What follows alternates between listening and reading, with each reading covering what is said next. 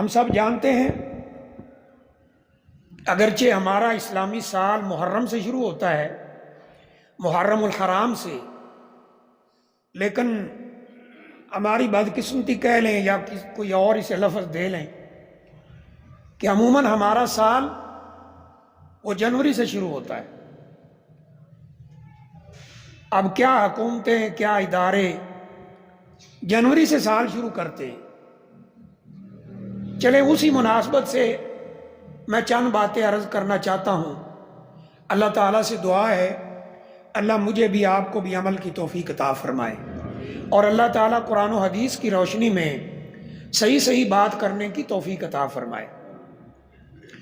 دیکھیے رسول اللہ صلی اللہ علیہ وسلم نے فرمایا نعمتانی مغبون فیہما کثیر من الناس، دو نعمتیں ایسی ہیں جن کے متعلق اکثر لوگ دھوکے میں ہیں۔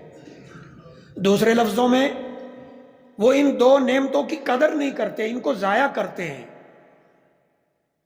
کون سی دو نعمتیں ہیں؟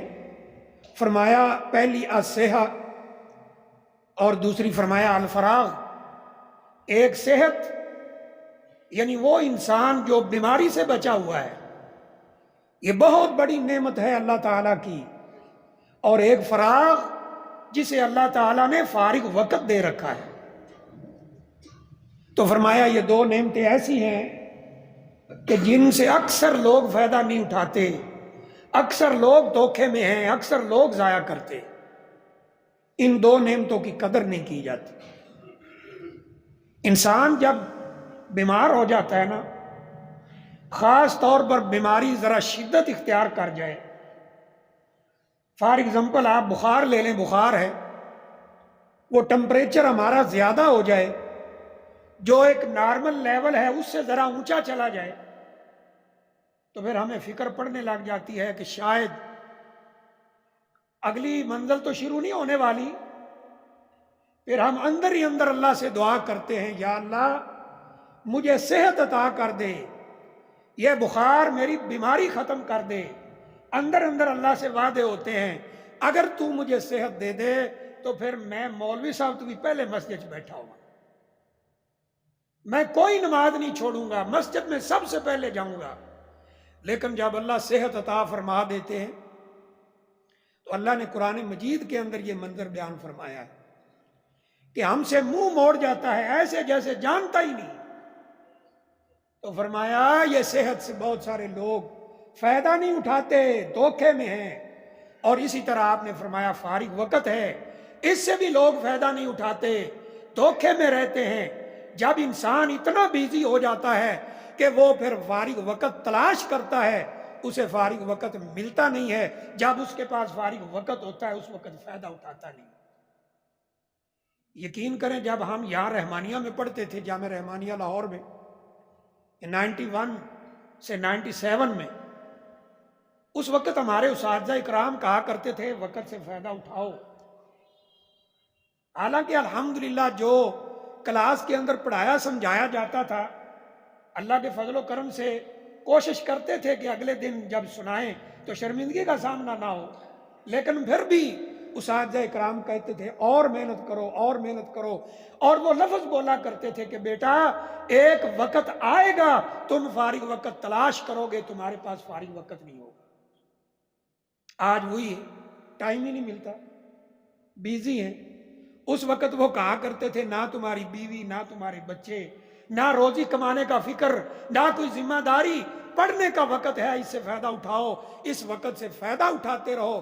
لیکن اکثر لوگ عام عوام الناس ہوں یا طلباء ہوں، عموماً یہ ہوتا ہے کہ وہ وقت کی قدر نہیں کرتے۔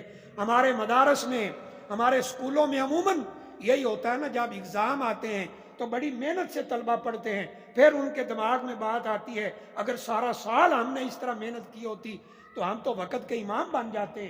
لیکن جب اگزام ختم ہو جاتے ہیں وہ بھی اپنی ڈگر پر، اپنی عادت پر واپس آ جاتے۔ یہی عام لوگوں کا حال ہے۔ اب ایک تو ہے نا کہ افسوس اتنا ہی ہو کہ لوگ اس نعمت کو ضائع کر رہے ہیں، لیکن اس سے بڑی افسوس کی کیا بات اور بے وقوفی کی کیا بات ہے کہ یہ سال ختم ہو رہا ہے، ایک دوسرے کو مبارکباد دے دیں، فیس بک پر، واٹس ایپ پر، سوشل میڈیا کا دور ہے، نیا سال مبارک ہو۔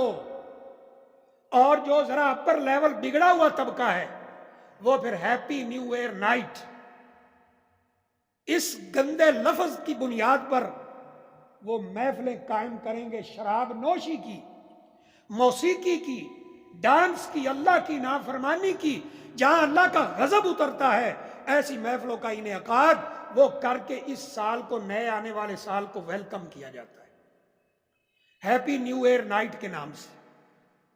اب جمعہ میں تو اتنا وقت نہیں ہے کہ اس کی ہسٹری بھی بیان کی جائے۔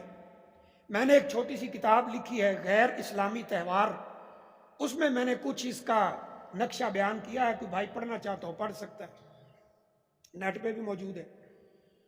تو اس سال کو اب ویلکم کیا جا رہا ہے۔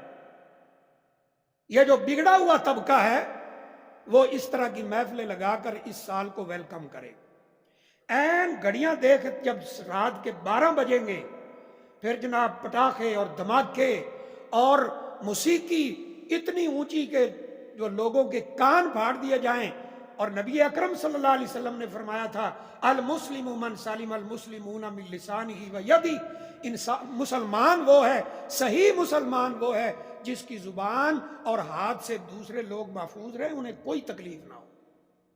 یہ تکلیف بھی دے رہا ہے، اللہ کی نافرمانی بھی کر رہا ہے، نبی صلی اللہ علیہ وسلم کے حکم کو بھی پس پشت ڈال رہا ہے، اور اتنی بڑی بے وقوفی کر رہا ہے، یہ نہیں سوچتا کہ تیری زندگی کا ایک سال کم ہو گیا ہے، تو قبر کے قریب ہو گیا ہے، تو حشر کے قریب ہو گیا ہے، تو حساب و کتاب کے قریب ہو گیا ہے، تو سوال و جواب کے قریب ہو گیا ہے، تو اللہ کے سامنے کھڑے ہونے کے قریب ہوا ہے، اور تو خوشیاں منا رہا ہے کہ نیا سال مبارک ہو۔ تجھے یہ عقل نہیں آتی کہ اللہ تعالیٰ نے تیری زندگی کا ایک سال کم کر دیا ہے۔ اگر تو 50 سال زندگی رکھتا ہے، ایک سال کم ہو گیا ہے، گویا تو قبر اور حشر کے قریب ہو چکا ہے۔ تو فکر منانے والی بات تھی، خوشیاں منانے والی نہیں تھی۔